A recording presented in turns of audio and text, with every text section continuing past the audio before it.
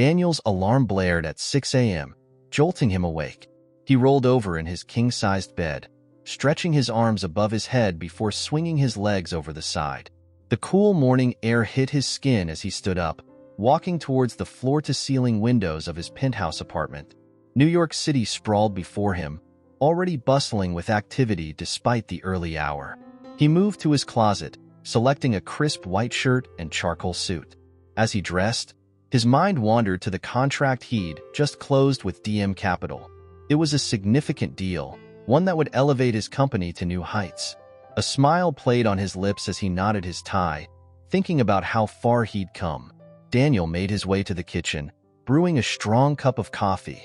He sipped it slowly, savoring the rich flavor while reviewing his schedule for the day.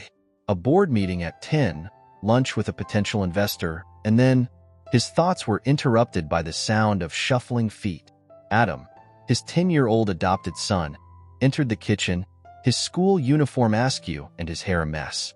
"Morning, champ," Daniel said, setting down his coffee. "Having trouble?" Adam nodded, frustration evident on his face. "I can't get this tie right, and my hair won't stay down." Daniel knelt in front of his son, gently fixing his tie. "You know, it's okay to struggle sometimes. What matters is that you keep trying." As he helped Adam with his hair, Daniel continued, "Remember what I always tell you? We should be proud of who we are. Our differences make us special." Adam nodded, a small smile forming. "I know, Dad. It's just hard sometimes." "I understand," Daniel replied, giving Adam's shoulder a squeeze. "But you're strong, smart, and capable. Never forget that." After breakfast, they headed out. Daniel dropped Adam off at school, watching as his son joined his friends on the playground. Pride swelled in his chest, remembering the day he'd brought Adam home from the foster care system. With Adam safely at school, Daniel drove to his gym. The familiar smell of sweat and rubber greeted him as he entered. He changed quickly, eager to start his workout. As he ran on the treadmill, he felt his confidence growing with each step. The endorphins coursed through his body, preparing him for the day ahead. An hour later, showered and changed back into his suit, Daniel left the gym feeling invigorated. He checked his watch, 9:15 a.m. Just enough time to stop by the bank before his board meeting. Little did he know, this routine errand would set in motion a chain of events that would challenge everything he thought he knew about himself and the world around him. Daniel strode into the local branch of First National Bank, his polished shoes clicking against the marble floor. The security guard nodded at him, recognizing him as a regular customer.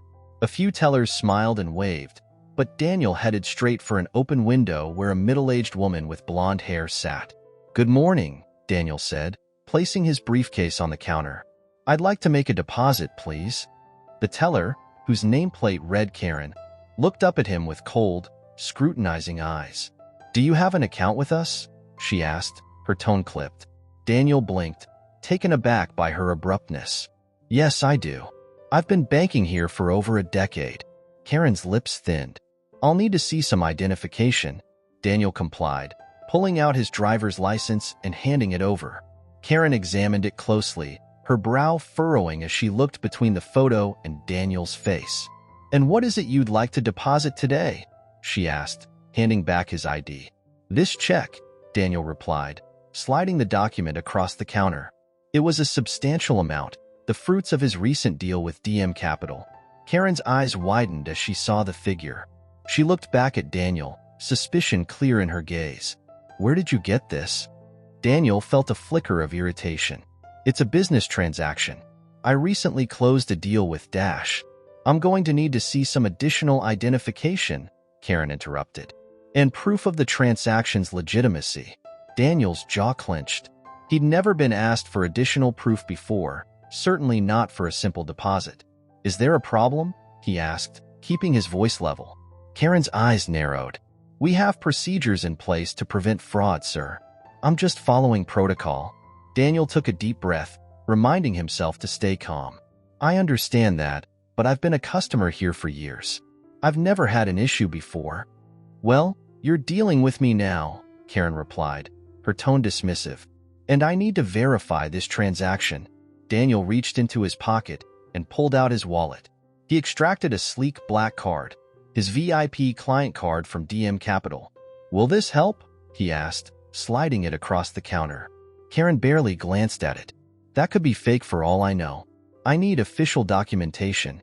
Daniel felt his frustration mounting. He looked around, noticing other customers watching the exchange with curious eyes. Some were whispering to each other, and Daniel felt his cheeks grow warm. "Look," he said, leaning in closer and lowering his voice. "I'm the CEO of Thompson Enterprises. This check is legitimate. I can call my accountant right now if you need verification." Karen scoffed, clearly not believing him. "Sir, if you can't provide the necessary documentation, I'm going to have to ask you to leave." Daniel stared at her in disbelief. He'd faced discrimination before, but never so blatantly, and never in a place where he'd been a valued customer for years. He felt a mix of anger and humiliation rising in his chest. "I'd like to speak to your manager," he said, his voice tight with controlled fury. Karen's lip curled slightly. "The manager is in a meeting. Now, are you going to provide the documentation, or do I need to call security?" Daniel's heart raced. He couldn't believe this was happening. As he opened his mouth to respond, he saw Karen's hand move towards the button under her desk, the one he knew would summon security. Daniel's pulse quickened as he watched Karen's hand hover near the security button. He knew he had to defuse the situation quickly, but anger and frustration clouded his judgment. "This is ridiculous," he said, his voice rising slightly. "I've been a customer here for years. There's absolutely no reason for you to treat me this way." Karen's eyes narrowed. "Sir, please lower your voice. I'm simply following protocol." Daniel took a deep breath, trying to calm himself. He reached into his jacket pocket and pulled out a business card. "Look," he said, sliding it across the counter. "This is my card. I'm the CEO of Thompson Enterprises. You can call our office and verify my identity." Karen glanced at the card dismissively. "Anyone can print a business card," she said, pushing it back towards him. "That doesn't prove anything." Daniel felt his temper flaring again. He looked around the bank, noticing more customers watching the exchange. Some looked concerned, others curious, and a few seemed to be whispering judgments. "This is discrimination," Daniel said firmly, loud enough for others to hear. "You're treating me this way because of the color of my skin." Karen's face flushed red. "How dare you accuse me of that?"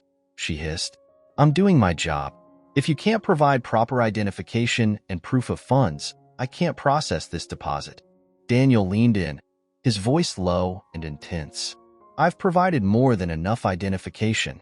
You're choosing not to accept it. That's on you, not me." Karen's hand inched closer to the security button. "Sir, I'm warning you. If you don't calm down and step away from my window, I'll have no choice but to call security." Daniel felt trapped. He knew he was in the right, but he also knew how this situation could be perceived and potentially escalate if security got involved. He thought of Adam, of the lessons he'd taught his son about standing up for oneself while also knowing when to walk away. "Fine," Daniel said, gathering his documents. "I'll take my business elsewhere. But this isn't over." As he turned to leave, Karen's voice stopped him. "Actually, sir, I'm going to have to ask you to stay right here." Daniel turned back, confusion and anger warring on his face. "Excuse me?" Karen's finger was now firmly on the security button. "I have reason to believe you're attempting to deposit a fraudulent check. Security will be here shortly to sort this out." Daniel's heart sank as he saw two burly security guards approaching. He knew how this looked. An angry black man at a bank teller's window, being accused of fraud. Years of success, his expensive suit, his polite demeanor. None of it mattered in this moment. As the security guards reached him, Daniel raised his hand slowly, showing he wasn't a threat. "There's been a misunderstanding," he began, but Karen cut him off. "This man tried to deposit a suspicious check and became belligerent when I asked for verification," she told the guards. "I believe he may be attempting to commit fraud." Daniel looked at the security guards, then at the other customers watching the scene unfold. He saw a mix of emotions on their faces: suspicion, pity, indifference. In that moment, he felt more alone than he had in years. As one of the guards began to question him, Daniel caught sight of a familiar face entering the bank. It was Adam, still in his school uniform, looking confused and scared. Daniel's heart sank further. How was he going to explain this to his son? The two security guards flanked Daniel, their imposing presence drawing even more attention from the other bank patrons. Daniel felt a bead of sweat trickle down his back despite the cool air conditioning. "Sir, we need you to come with us," the taller guard said, his voice gruff but not overtly hostile. Daniel took a deep breath, forcing himself to remain calm. "Officers, there's been a misunderstanding. I'm a long-time customer of this bank, just trying to make a routine deposit." The shorter guard glanced at Karen, who was still glaring at Daniel from behind her counter. "Ma'am, can you explain what happened?" Karen's voice was shrill as she recounted her version of events. "This man tried to deposit a suspiciously large check. When I asked for additional verification, as per our policy for unusual transactions, he became aggressive and accused me of discrimination." Daniel felt his jaw clench, but forced himself to speak evenly. "That's not an accurate representation of what happened. I provided my ID and explained the source of the funds. I even offered to contact my accountant for verification." The guards exchanged glances, clearly unsure how to proceed. The taller one turned back to Daniel. "Can we see your ID and the check in question?" Daniel nodded, slowly reaching into his jacket to retrieve his wallet and the check. He handed them over, acutely aware of the eyes of other customers boring into him. As the guards examined his documents, Daniel caught sight of Adam again. His son was standing near the entrance, fear and confusion etched across his young face. Daniel wanted nothing more than to go to him, to shield him from this ugly situation, but he knew any sudden movements could make things worse. The shorter guard looked up from the ID. "Mr. Thompson, it says here you're the CEO of Thompson Enterprises. Is that correct?" "Yes, that's correct," Daniel replied, a glimmer of hope rising in his chest. The guard nodded, then turned to Karen. "Ma'am, did you verify this information when Mr. Thompson presented his ID?" Karen's face flushed. "Well, anyone can claim to be a CEO. It's our policy to verify large deposits, especially when they seem suspicious." The taller guard frowned. What exactly seemed suspicious about this transaction, apart from the amount? Karen stammered, her earlier confidence faltering. Well, it's just not common for someone to come in with a check this large. We have to be careful." Daniel saw an opportunity to regain control of the situation. "Officers, I understand the need for security protocols, but I've been a customer at this bank for over a decade. I've made similar deposits before without issue. The only thing different today is that I was served by Karen, who seemed to have made assumptions about me from the moment I approached her window." The guards exchanged another look, this one tinged with understanding. The shorter one sighed. "Mr. Thompson, we apologize for the inconvenience. It seems there may have been some overzealousness in the application of policy here." Karen's face turned an even deeper shade of red. But he was being aggressive. I felt threatened." The taller guard turned to her, his expression stern. "Ma'am, we've been watching the security footage. At no point did Mr. Thompson display any aggressive behavior. In fact, he remained remarkably composed given the circumstances." As the situation began to defuse, Daniel felt a small hand slip into his. He looked down to see Adam standing beside him, eyes wide with worry. "Dad, are you okay?" his son whispered. Daniel squeezed Adam's hand reassuringly. "I'm fine, son. Everything's going to be all right." Just then, a commotion near the bank's offices caught everyone's attention. The bank manager, a middle-aged man in a crisp suit, was hurrying towards them, a look of concern on his face. As the bank manager approached, Daniel felt a mix of relief and apprehension. Before the manager could reach them, however, the main doors of the bank swung open, and a uniformed police officer strode in. The officer, a stern-looking man in his 40s, surveyed the scene quickly before addressing the security guards. "What's the situation here?" The taller guard stepped forward. "Officer, there seems to have been a misunderstanding. We were just sorting it out." Karen, seeing the police presence as validation of her actions, spoke up. "I called the police. This man was trying to deposit a suspicious check and became aggressive when questioned." Daniel felt Adam's hand tighten in his. He squeezed back gently, trying to reassure his son while maintaining his composure. "Officer," he said calmly, "I'm Daniel Thompson. I came in to make a routine deposit and was accused of fraud without cause." The officer turned his attention to Daniel, his eyes narrowing slightly. "Can I see some identification, sir?" Daniel nodded, reaching slowly into his pocket to retrieve his wallet. He handed over his driver's license, acutely aware of the tension in the air. As the officer examined the ID, the bank manager finally reached their group.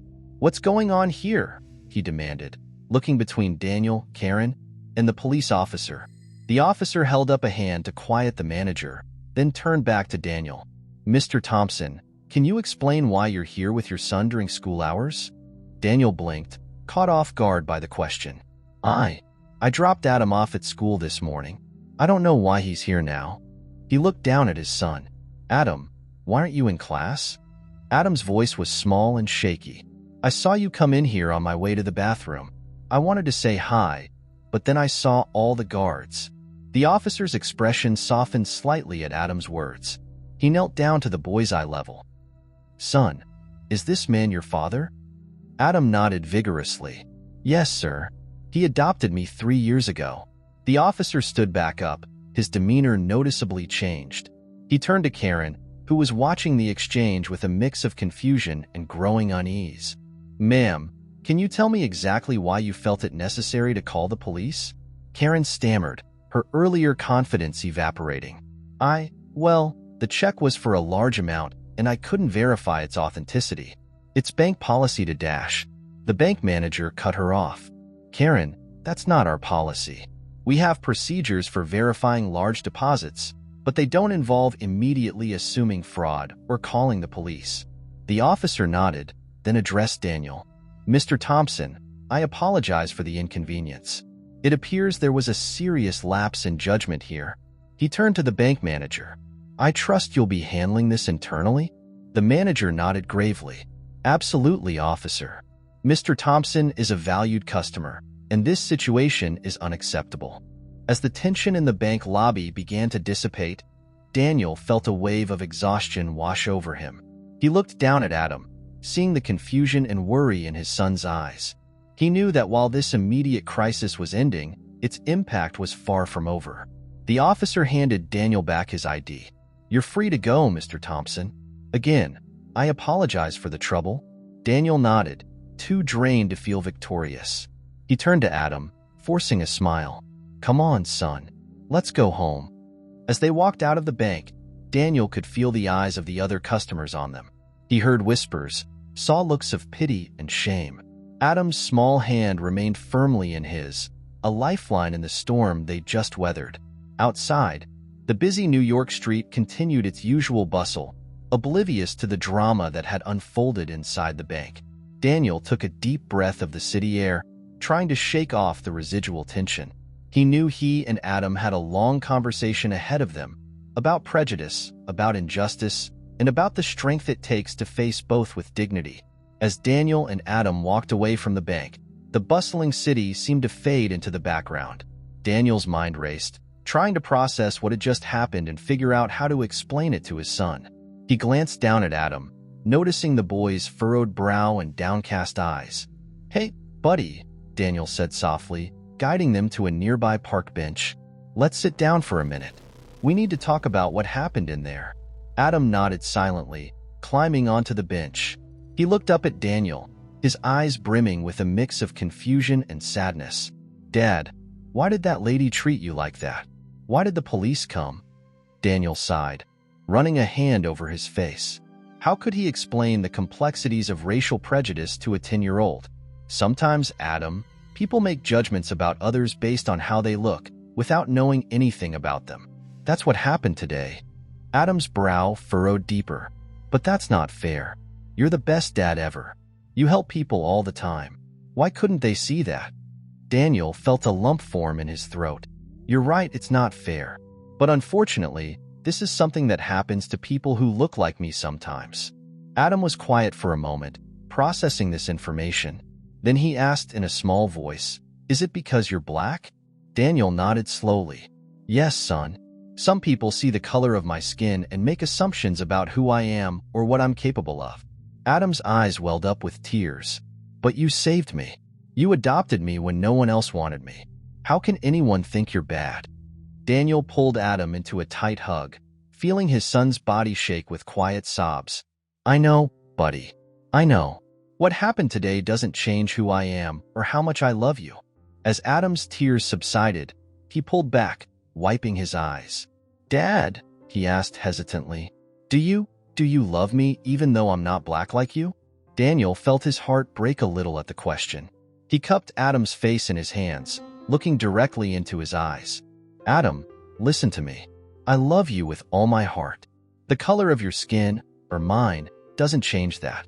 Family isn't about looking the same. It's about love, trust, and taking care of each other. Adam nodded slowly, a small smile forming on his lips. Like how you always help me with my homework, even when it's really hard? Daniel chuckled, ruffling Adam's hair. Exactly like that. And like how you always know how to make me laugh when I've had a tough day at work.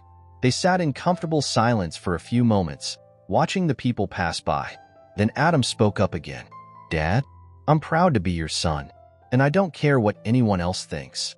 Daniel felt a warmth spread through his chest, a stark contrast to the cold dread he'd experienced in the bank. And I'm proud to be your father, Adam. Always remember that. As they stood up to continue their walk home, Daniel realized that while the incident at the bank had been painful, it had also provided an opportunity. An opportunity to have an important conversation with his son, to reinforce their bond, and to prepare Adam for the challenges he might face in the future. Daniel squeezed Adam's hand as they walked. He knew there would be more difficult days ahead, more explanations needed, more injustices to face. But in that moment, with his son by his side, Daniel felt ready to take on whatever came their way. As Daniel and Adam approached their apartment building, Daniel's phone rang. He answered it, listening intently for a few moments before his expression changed from concern to relief. Thank you for letting me know. We'll be right there, he said, ending the call. What is it, Dad? Adam asked, curiosity replacing the worry in his eyes. That was Mr. Johnson, the owner of the bank, Daniel explained. He wants us to come back. He says there's been a development. They retraced their steps, arriving back at the bank within minutes. As they entered, Daniel noticed a marked difference in the atmosphere. The tension from earlier had dissipated, replaced by an air of nervous anticipation. Mr. Johnson, a distinguished man in his 60s, greeted them at the door. Mr. Thompson, I cannot express how deeply sorry I am for what transpired earlier. Please, come with me. He led them to his office, where Karen sat, looking pale and uncomfortable. The bank manager from earlier was there too, along with a man Daniel didn't recognize. Mr. Johnson gestured for Daniel and Adam to sit.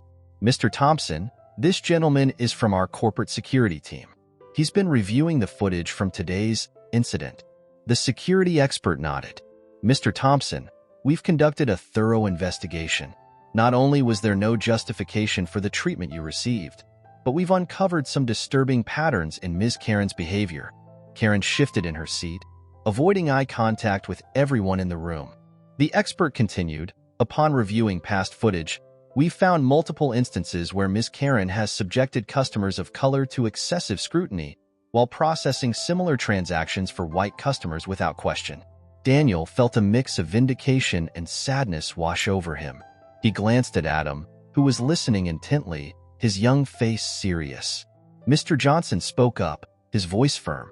Ms. Karen, your actions today were not only unacceptable, but part of a pattern of discriminatory behavior. Your employment with this bank is terminated, effective immediately.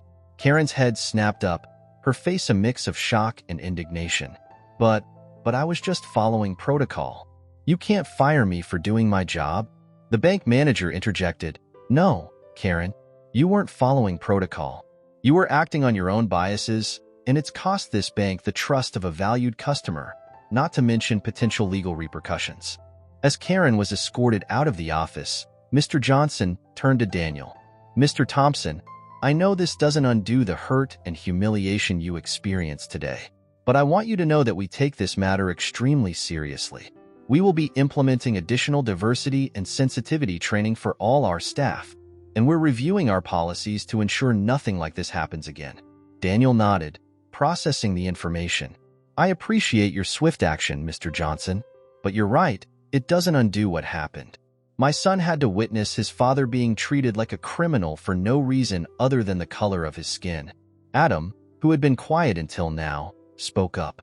"Mr. Johnson, will this help make sure other kids don't have to see their parents treated badly?" Mr. Johnson looked at Adam, a mix of sadness and admiration in his eyes. "Yes, young man, that's exactly what we're aiming for. Your father's experience, though terrible, has brought to light issues we needed to address. Thanks to him, we'll be working hard to make this bank a fair and welcoming place for everyone." As they left the bank for the second time that day, Daniel felt a weight lift from his shoulders. The situation was far from perfect, but at least some justice had been served. He looked down at Adam, who was walking tall beside him. "You okay, buddy?" Daniel asked. Adam nodded, a determined look on his face. "Yeah, Dad. I think I understand a little better now, and I'm proud of you for standing up for yourself." Daniel smiled, ruffling Adam's hair. As they walked home, he realized that today's painful experience had also been a powerful teaching moment for his son. It was a small silver lining in an otherwise dark cloud, but it was something. As Daniel and Adam left Mr. Johnson's office, they found themselves in the main lobby of the bank once again. This time, however, the atmosphere was markedly different. Customers and employees alike were gathered, watching a scene unfold near the entrance. Karen, her face flushed with a mix of anger and embarrassment, was being escorted out by security. Her belongings, hastily packed into a cardboard box, were clutched tightly against her chest. The whispers and stares from the onlookers were palpable, creating a thick tension in the air. Daniel instinctively placed a protective hand on Adam's shoulder, unsure of how this situation might escalate. They watched as Karen stumbled slightly, nearly dropping her box. A few items spilled out onto the floor: a framed photo, a stapler, a small plant. The security guard paused, allowing her to gather her things. As Karen bent down to pick up her belongings, she caught sight of Daniel and Adam. For a moment, their eyes met. Daniel saw a flicker of recognition in her gaze, followed by a wave of shame that quickly morphed into defiance. "This is your fault," Karen hissed, loud enough for those nearby to hear. "You just couldn't let it go, could you?" Daniel felt Adam tense beside him. He squeezed his son's shoulder reassuringly before addressing Karen. "No, Miss Karen, this is the result of your actions, not mine. I hope you take this opportunity to reflect on why this happened." A few customers nodded in agreement with Daniel's words. One elderly woman spoke up. "I saw what you did to this gentleman earlier. It was shameful. You should be apologizing, not blaming him." Karen's face reddened further. She opened her mouth to retort, but the security guard gently urged her towards the exit. "Ma'am, please, let's not make this any more difficult than it needs to be." As Karen was led out of the bank, the lobby erupted into hushed conversations. Daniel overheard snippets of dialogue expressing shock at Karen's behavior and sympathy for what he had endured. Mr. Johnson appeared beside them, his expression grave. "Again, Mr. Thompson, I cannot apologize enough for this entire ordeal. Please know that we will be using this incident as a catalyst for change in our organization." Daniel nodded, feeling a complex mix of emotions. "I appreciate that, Mr. Johnson. I hope this leads to real, lasting change." As they turned to leave, several customers approached Daniel. Some offered words of support, while others apologized for not speaking up earlier. One man, his voice thick with emotion, said, "Sir, I'm sorry I didn't say anything when it was happening. I should have stood up for you. Your dignity in the face of such treatment is admirable." Daniel thanked them for their kind words, all too aware of Adam watching these interactions intently. As they finally exited the bank, Adam looked up at his father. "Dad, why were all those people saying sorry? They didn't do anything wrong?" Daniel sighed, searching for the right words.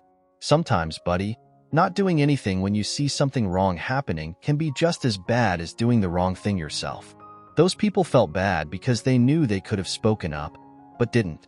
Adam pondered this for a moment, So we should always try to help when we see someone being treated unfairly? Daniel smiled, feeling a surge of pride in his son's understanding. That's right, Adam.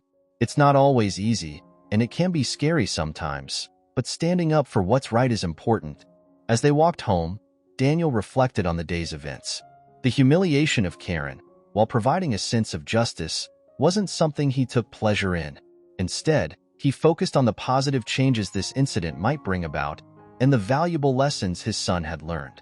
The city bustled around them, indifferent to the drama that had unfolded. Yet for Daniel and Adam, the world felt slightly different, more complex, perhaps, but also full of potential for growth and change. As Daniel and Adam made their way home, the bustling city seemed to fade into the background. The events of the day weighed heavily on both their minds, each processing the experience in their own way. Daniel guided them to a small park near their apartment, deciding they both needed some time to decompress before returning home. They found an empty bench overlooking a peaceful pond, where ducks swam lazily across the surface. "How are you feeling, Adam?" Daniel asked, breaking the silence that had settled between them. Adam furrowed his brow, clearly deep in thought. "I'm not sure, Dad. I feel angry, I guess, and sad, and confused." Daniel nodded, understanding all too well the tumult of emotions his son was experiencing. "It's okay to feel all those things, buddy. What happened today was unfair and hurtful. But why?" Adam asked, his voice small. "Why did that lady treat you that way? You didn't do anything wrong?" Daniel sighed, searching for the right words to explain such a complex issue to a child. "Remember how we talked about prejudice before? Sometimes people make judgments about others based on how they look, without knowing anything about them. That's what happened today." Adam nodded slowly. "Because you're black?" "Yes," Daniel replied, his heart heavy. "Some people see the color of my skin and make assumptions about who I am or what I'm capable of. It's not right, but it happens." "But that's so stupid," Adam exclaimed, his voice rising with indignation. "You're the best dad ever. You help people all the time. How could anyone think you're bad just because of how you look?" Daniel felt a surge of love and pride for his son. "You're right, Adam. It is stupid. And that's why it's so important to stand up against prejudice when we see it." They sat in silence for a moment, watching the ducks glide across the pond. Then Adam spoke again, his voice thoughtful. "Dad, do you think things will ever change? Will people stop judging others because of how they look?" Daniel pondered the question, wanting to be honest with his son while also maintaining hope. "Change takes time, Adam. Things are better now than they were when I was your age, and I believe they'll be even better when you're my age. But it takes work. It takes people standing up for what's right, even when it's hard." Adam nodded, a determined look crossing his face. "I want to help make things better, Dad. I don't want anyone to feel the way you felt today." Daniel wrapped an arm around his son's shoulders, feeling a mix of pride and sadness.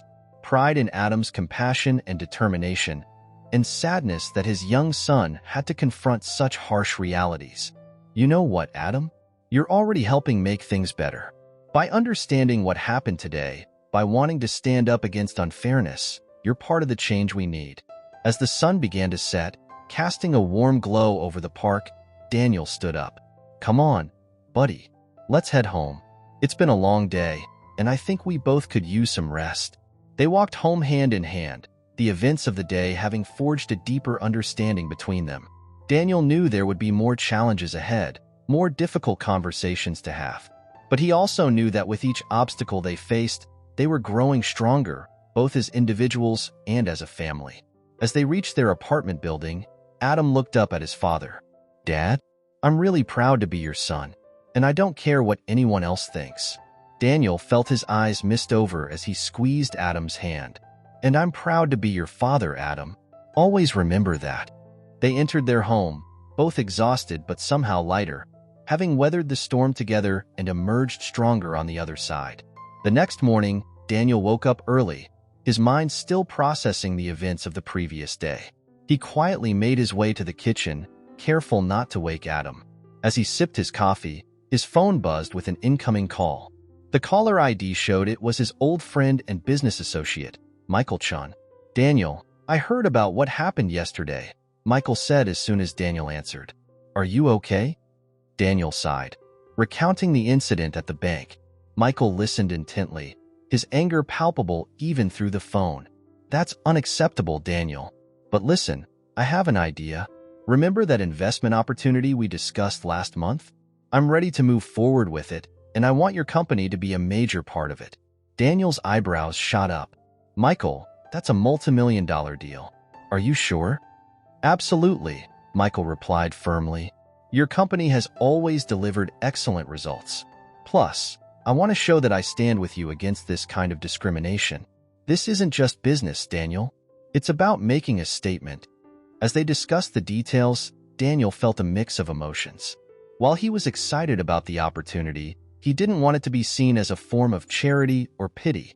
Michael, I appreciate this, but I want to make sure we're doing this for the right reasons. My company should be chosen based on merit, not sympathy. Daniel, stop, Michael interrupted.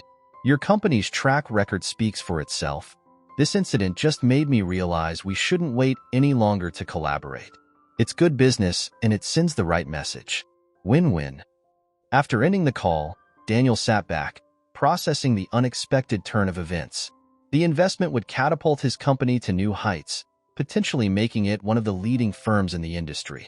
As news of the investment spread over the next few days, Daniel found himself in the spotlight. Business journals praised the deal, highlighting how it showcased the strength of diversity in the business world. Social media buzzed with the story, many praising Daniel's resilience in the face of discrimination. Amidst the whirlwind of attention, Daniel received an invitation to speak at a high-profile charity event focused on promoting equality and inclusion in the corporate world. As he stood at the podium, looking out at the sea of faces, he felt the weight of responsibility on his shoulders. What happened to me at that bank is not unique, he began. Many face similar discrimination daily. But what is unique is the opportunity we now have to effect real change. He went on to announce that he would be using a portion of the new investment to establish a foundation aimed at promoting diversity in business and finance. The audience erupted in applause. As he continued his speech, Daniel caught sight of a familiar face in the crowd. It was Mr. Johnson, the owner of the bank where the incident had occurred. After the event, Mr. Johnson approached Daniel. Mr. Thompson, your speech was inspiring. I wanted to let you know that we're implementing a comprehensive diversity training program at all our branches. We're also launching a mentorship program for young people of color interested in finance. We'd be honored if you'd consider being involved. Daniel nodded, appreciating the concrete steps being taken. I'd be happy to participate, Mr. Johnson. It's important that we turn this negative experience into positive change. As he drove home that evening, Daniel reflected on the whirlwind of events. The discrimination he faced had been painful, but it had also opened doors and created opportunities for broader change. He thought about Karen, hoping that she too was reflecting and learning from the experience. Arriving home, he found Adam waiting up for him, eager to hear about the event. As Daniel recounted the speech and the positive responses, Adam's eyes shone with pride. Dad, you're like a superhero, Adam said. You took something bad and turned it into something good for lots of people. Daniel chuckled, ruffling Adam's hair. It's not about being a superhero, buddy. It's about standing up for what's right and using whatever influence we have to make positive changes. Remember, every small act of kindness or stand against injustice counts. As they sat together, discussing the future and the changes they hoped to see, Daniel felt a sense of optimism. The road ahead would not be easy, but with each step, with each person who chose to stand up against discrimination, the world inched closer to becoming a fairer, more inclusive place. And in that moment, with his son by his side, Daniel felt ready to face whatever challenges lay ahead.